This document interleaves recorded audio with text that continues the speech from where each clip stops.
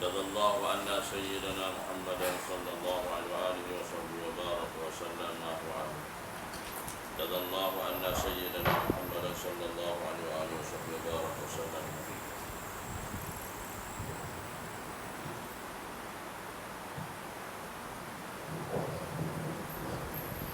جزا الله عنا سيدنا محمدا صلى الله عليه وآله وصحبه وبارك وسلم وعلى سبحان الله وبحمده سبحان الله العظيم وبحمده عدد خلقه ورضا نفسه وزنة عرشه وكلماته سبحان الله وبحمده سبحان الله عدد خلقه ورضا نفسه وزنة عرشه وكلماته سبحان الله وبحمده سبحان الله العظيم وبحمده عدد خلقه ورضا نفسه وزنة عرشه وكلماته اللهم صل على سيدنا محمد الفاتح لما أغلق والفاتح لما سبق ناصر الحق بالحق والهادي إلى صراطك المستقيم وعلى آله وصحبه أحق قدره ومقدار العظيم اللهم أنت ربي لا إله إلا أنت خلقتني وأنا عبدك وأنا على عهدك ووعدك ما استطعت وأعوذ بك من شر ما صنعت أبوء لك بنعمتك علي وأبوء بذنبي فاغفر لي فإنه لا يغفر الذنوب إلا أنت صلى الله على سيدنا محمد وعلى آله وصحبه وسلم والحمد لله رب العالمين قال الله تعالى في كتابه الكريم أعوذ بالله من الشيطان الرجيم ومن أحسن قولا ممن دعا إلى الله وعمل صالحا وقال إنني من المسلمين صدق الله العظيم. Hormati lagi kasih kursi majlis barisan dan terkuasa dimuliakan Bapak Imam, Alhamdulillah tuan-tuan dan puan muslimin dan muslimat, mukminin dan mukminat, hadirin hadirat sekalian jemaah rahimahullah. Alhamdulillah, segala puji dan syukur kita rapatkan kepada Allah Subhanahu wa taala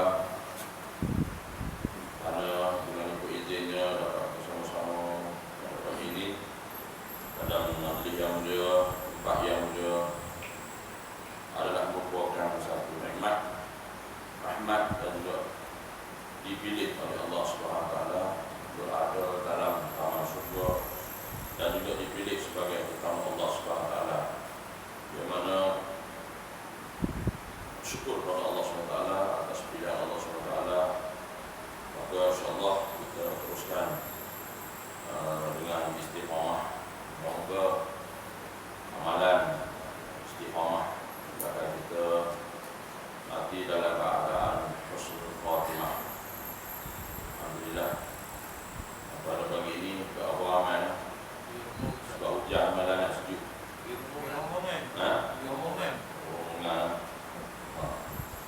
Omongan saja. Jauh perjalanan luar pandangan. Alhamdulillah. Sebagai mukadimah pada pagi ini, saya nak menyentuh sedikit tentang nasihat daripada para qutbul awliya untuk kita semua tentang selawat. Jadi ketua para wali.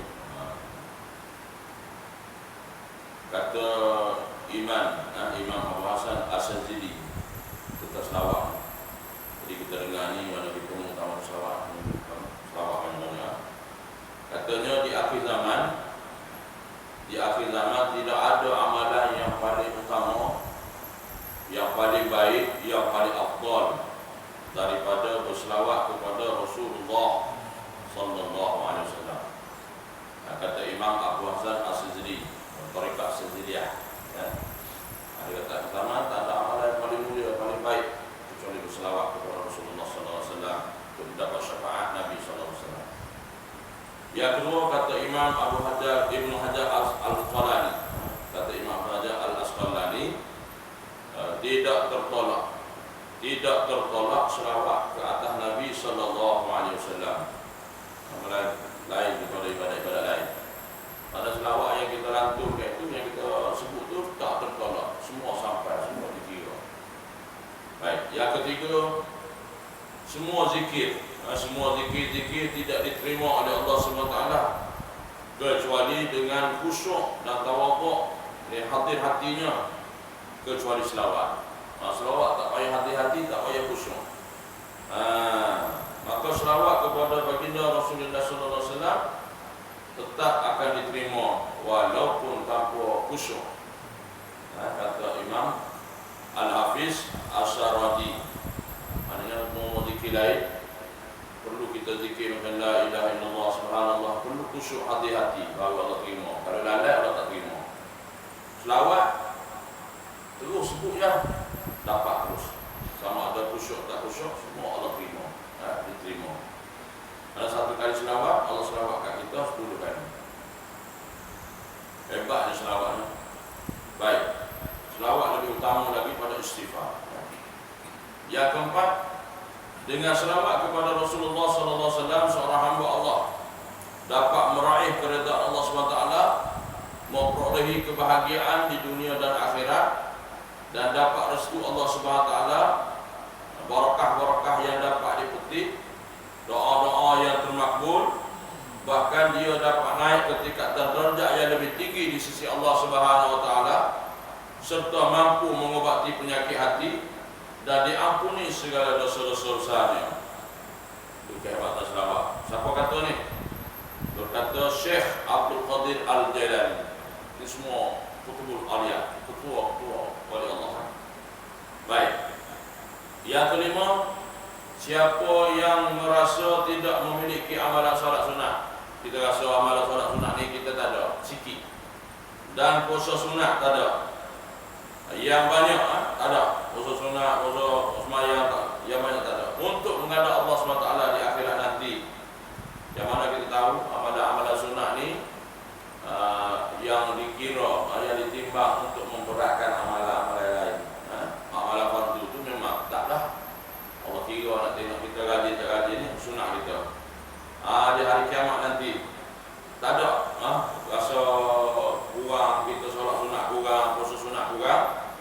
Maka perbanyakkanlah selawat, perbanyakkanlah selawat serta salam kepada baginda Nabi sallallahu alaihi wasallam sebagai ganti sunat tadi, puasa sunat, sembahyang sunat tadi.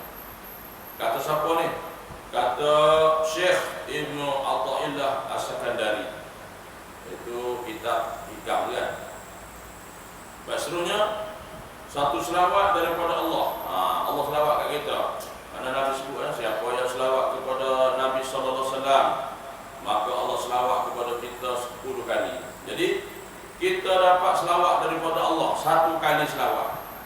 Sudah cukup seorang hamba itu dunia dan akhiratnya. Maknanya untunglah kita selawat. Mana kita mendapat selawat daripada Allah SWT. Lalu kita tak selawat kepada Nabi, macam mana kita nak dapat selawat daripada Allah SWT? Jadi sudah cukup untuk hamba kita ni, sudah cukup ni untuk dunia dan akhirat. Siapa kata ni? Kata Imam Al-Qutub Al-Imam Al-Habib Abdullah bin Alawi Al-Haddad. Itu Al-Haddad, kita baca kitab Rati Al-Haddad. Kalau Al-Atas, Rati Al-Atas. Baik. Seterusnya, jangan tinggal selawat. Jangan tinggal selawat kepada Rasulullah SAW, kerana bacaan selawat itu merupakan kunci segala kebaikan dan pintu segala keutamaan untuk agama, dunia dan akhirat. Apa? Selawat itu pintu untuk kebaikan, keutamaan untuk agama, dunia dan akhirat. Siapa kata ni? Kata Al-Sayyid Muhammad bin Alawi Al-Maliki. Itu dalam hadis, ulama hadis.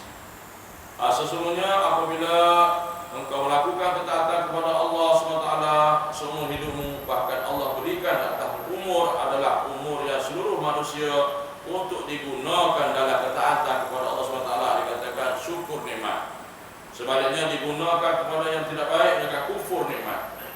Maka sesungguhnya lebih hebat, kata ini, sesungguhnya lebih hebat yang kamu perolehi daripada dunia dan seisinya, melainkan berselawat atau melainkan selawat tadi. Dan selawat itu yang kamu dapat, selawat itu daripada Allah SWT.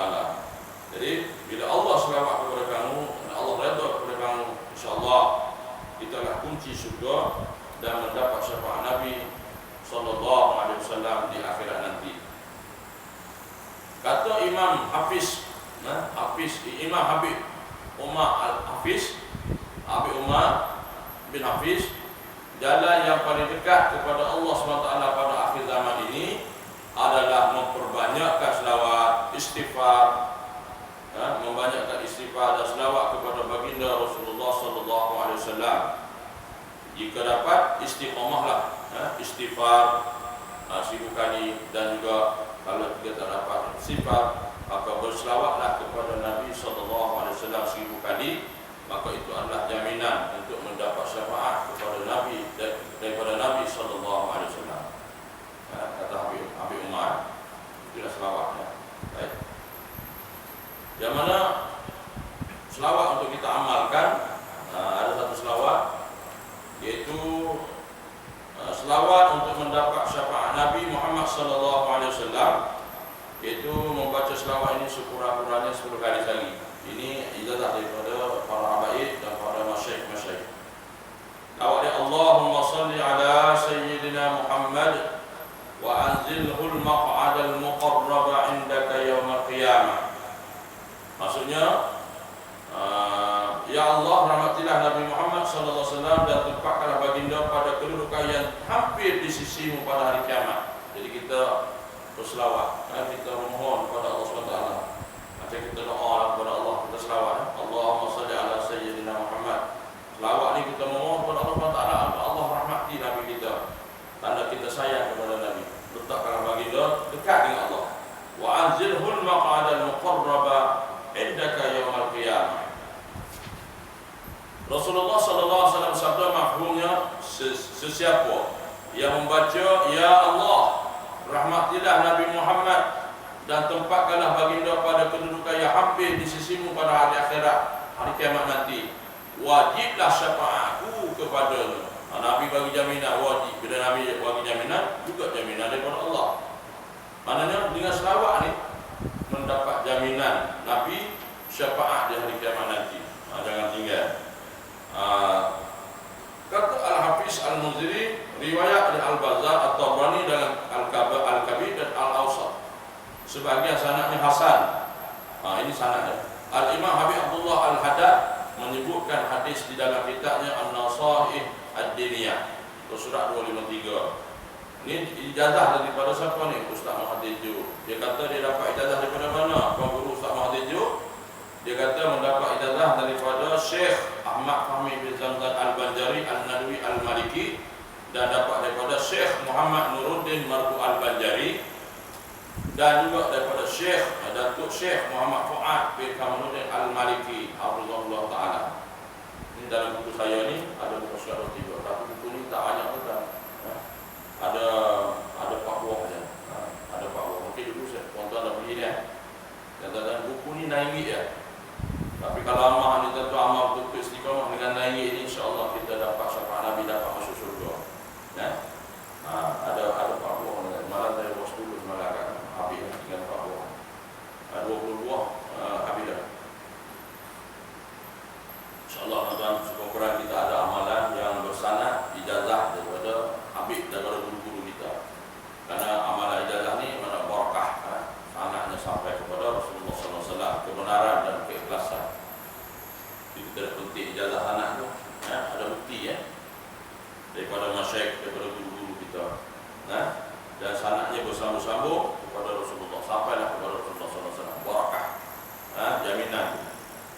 Baik, kita sambung pada muka surat 253, masih lagi membicarakan dalam Nur Al-Kasyaf.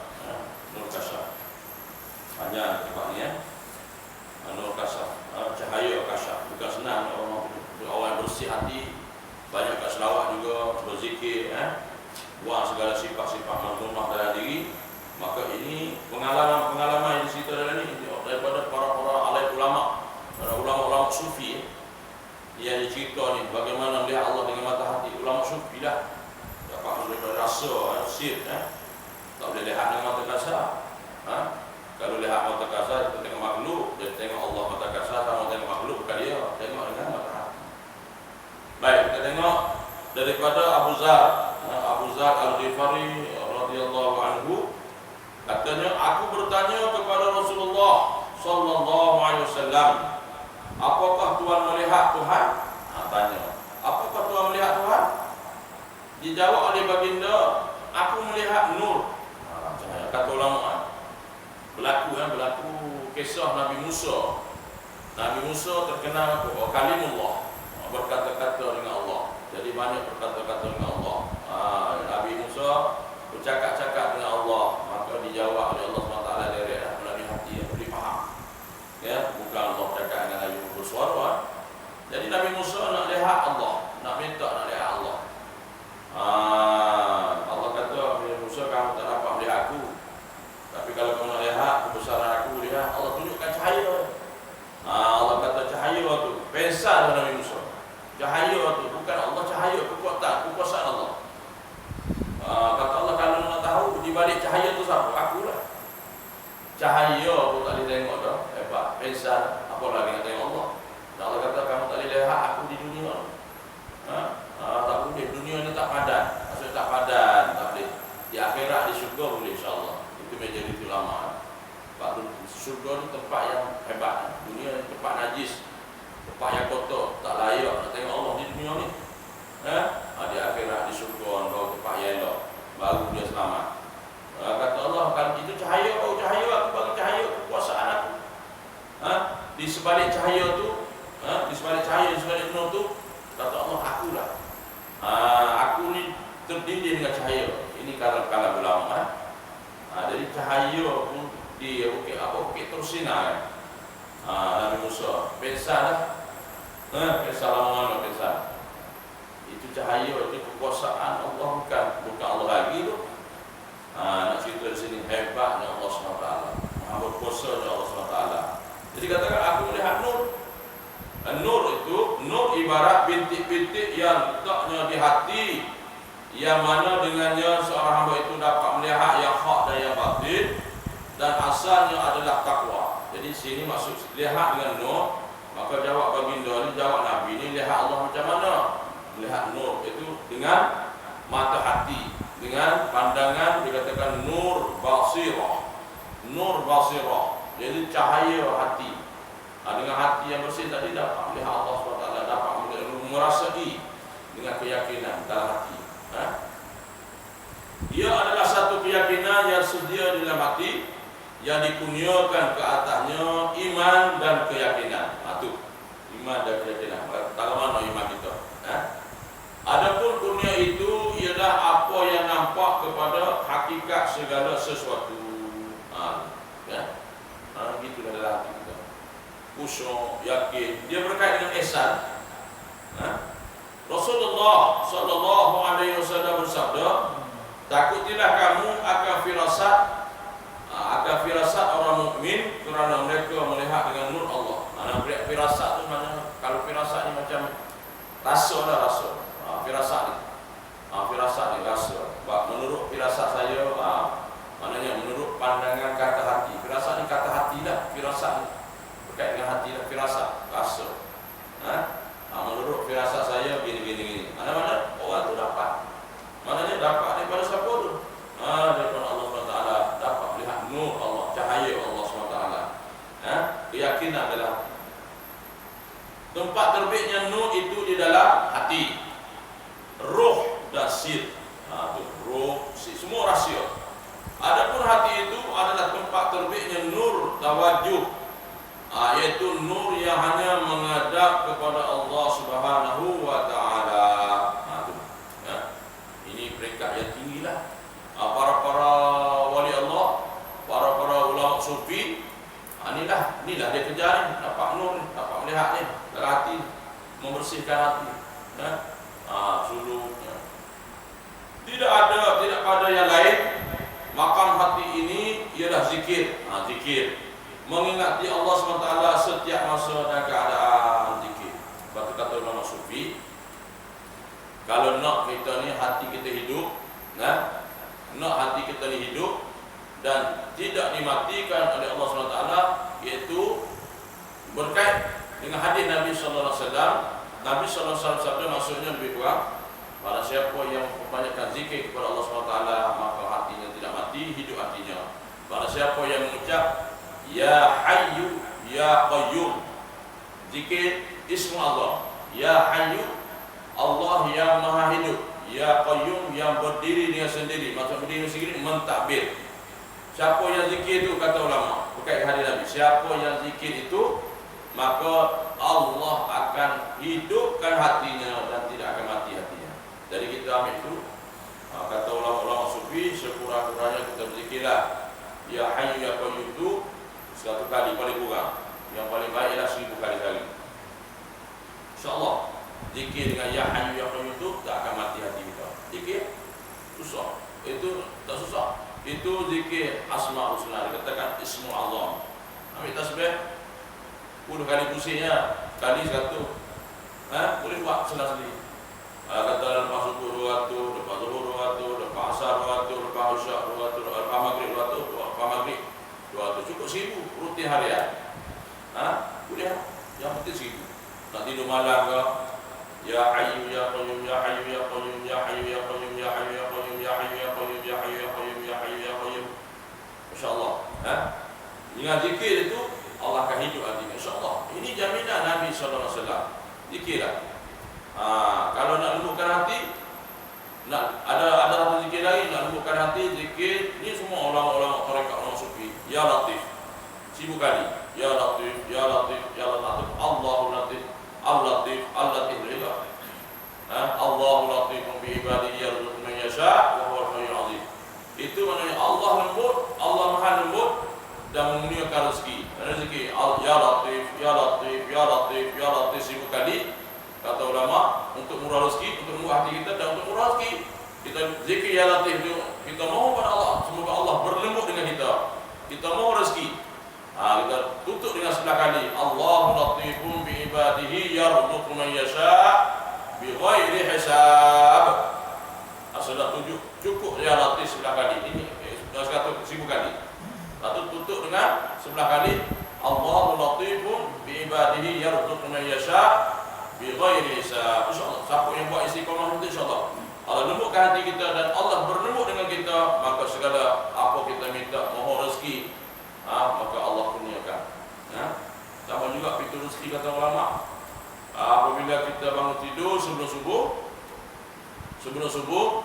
kita buat salat sunat 2 rakaat lah. Rakaat pertama lepas Fatihah baca ayat kursi 3 kali, baca qul ya ayyuhal kafirun sekali atau 3 kali, dan baca qul huwallahu 10 kali tiap rakaat. Lepas tu zikir. Ini juga pembuka rezeki. Subhanallah wa bihamdihi subhanallahil azim, astaghfirullah 1 kali. InsyaAllah istiqamah untuk rezeki, pembuka rezeki.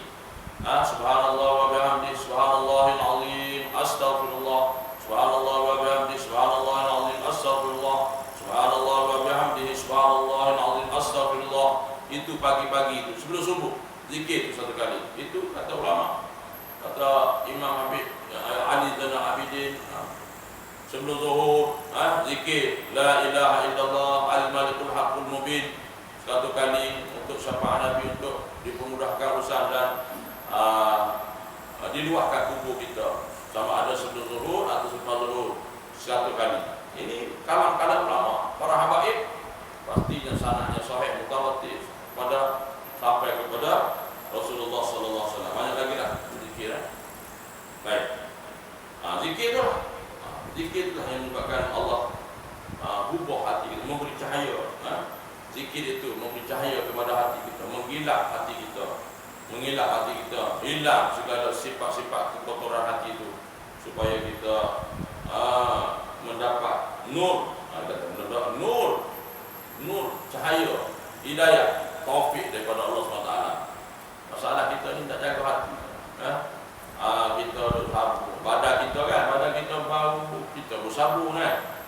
Badan kita bau kan, bau bersabu, lepas mandi aku tak cukup dengan tu lagi, buh bak tiok lagi kan. Buh bak tiok, buh medak, buh macam-macam nak bagi wangi badan tu. Contoh nak pergi kenduri takkan tak buh wangi-wangi, kata busuk badan dia tak mandi ke kan. Busuk badan kita tak basuh ni, tak mandi ni, tak sapu ni kan. Tu kita kira kebersihan zahir. Jadi kita tak perasan dalam hati kita pun kena bersih juga. Sebab hati kita busuk tak bau, itu masalah. Betul tak? Hati kita busuk busuk tak bau, kita sangka buruk, kita mazmumah, kita rasa dengki, penyakit-penyakit hati tu busuk tu. Sila-sila ibu nak kalau dikeluarkan bau tu lebih busuk daripada badan kita yang tak mandi tu. Tapi kita tak nampak. Yang mana kata ulama kita hanya mewangikan badan saja. Zahir saja, cantik zahir, badan cantik, bau wangi, luar. Tapi dalaman, Allahu Akbar, Allah yang tahu. Jadi dikatakan pencucian zahir wajib, pencucian batin pun wajib. Dengan istighfar, selawat, insya-Allah. Jadi hati pun mau dibersih. Kan? Baik. Jadi kita tak pasal, kita hanya jaga zahir saja. Adapun roh, tempat terbitnya nur muwajahah, iaitu dikatakan nur muwajahah itu tempat tilik, tempat pandangan Allah, tempat pandangan Tuhan hati kita, dan jalan berpandang-pandangan dengan Allah SWT. Kalau hati tak bersih, gelap, maka Allah tak pandanglah hati kita. Di sinilah nur sebagai penyikat hijab. Penyikat hijab, mana hijab tu mana singkat, tabir, pembuka tabir, pembuka pintu dan memberi masuk ke hadrat Allah Azza wa Jalla. Jadi bagaimana kita nak sampai nak lihat Allah dengan mata hati? Mana perlu kita keluar daripada hijab. Jadi dengan syaratnya mana? Hati kena bersih dah. Kalau hati ada karat-karat dosa, dia kata ar-ram, mustahil lah dapat melihat Allah. Mustahil lah, gelap. Macam kita lah tuan-tuan. Macam kita tuan-tuan. Dalam gelap. Tiba-tiba play out di rumah kita dalam ni. Tak ada jalan lah kita kan. Tak ada jalan. Kalau jalan juga langgar dinding. Jalan-jalan Allah, langgar tiara, lagi tanah, langgar dapur lah kan. Itu gelap. Tak gelap. Kita bergerak dalam gelap tanpa cahaya lampu. Kan? Bila lampu keluar balik, alhamdulillah dah cerah dah. Begitu Pak. Itu dunia. Dalam gelap dunia pun tak boleh nak jalan. Begitulah kita, bagaimana kita dengan Allah. Gelap hati tak sampai kepada Allah. Kena banyakkan istighfar dan selawat. Kata ulama penyikat untuk mencucikan hati kita ni istighfar dan selawat. Itu salah satu utamanya lah. Ada sir atau rahsia, ada tempat terbitnya nur musyahadah. Maknanya sir, rahsia tu tempat terbitnya nur musyahadah. Nur, cahaya, cahaya, dia katakan cahaya penyaksian kita kepada Allah. Di situ lah kita nak yakin Allah penyaksian. Ya, kita mengucap asyhadu an la ilaha illallah, aku bersaksi bahawa tidak ada Tuhan yang disembah melainkan Allah. Yakin tak kita tu? Wa asyhadu anna Muhammadar Rasulullah, dan aku bersaksi bahawa Nabi Muhammad itu Rasulullah Allah. Betul, yakin tak kita tu? Di situ ada keyakinan. Kalau kita ucap saja tak yakin, tak jadi, tak sah syahadah kita. Ini dikatakan syahadah, musyahadah. Yang kita tasyahud, ya, musyahadah, iaitu nur pandang-pandang memandang Allah SWT secara maknawi, secara dalam, secara rohani hati. Maka hancurlah yang lainnya. Anak Allah SWT yang kekal. Rasulullah SAW bersabda apabila ditanyakan hakikat ihsan. Ihsan ini satu ilmu dikatakan iman, Islam dan ihsan. Itu ada kaitan dengan iman, tauhid. Ihsan dalam hadisnya anta'budallaha ka'annaka tarahu fa illam takun tarahu yaraka. Inilah hadis dia. Jadi maksudnya tu kamu menyembah Allah seolah-olah kamu melihatnya. Melihat dengan apa ni? Nur, dengan nur. Bila Allah bagi pancaran nur dalam hati. Dikatakan nur basirah. Kalau kita masih tak melihat tu, mana hati kita kotor lagi lah. Jika kamu tidak melihatnya, maka dia melihat kamu. Di sini dua keadaan. Yang pertama, kita menyembah Allah, kita menyembah dan beribadah. Contohnya semaya. Kita semaya beribadah kepada Allah SWT, seolah-olah kita lihat Allah, seolah Allah ada ke depan kita. Seolah-olah gitu. Mana yakin lah. Kiblat hati itu Allah. Mana kata kiblat hati itu Allah. Bagaimana kita kata kiblat hati itu? Anda kata nur tu. Pandangan mata hati itu. Oh, kita yakin kita semaya tu kerana Allah.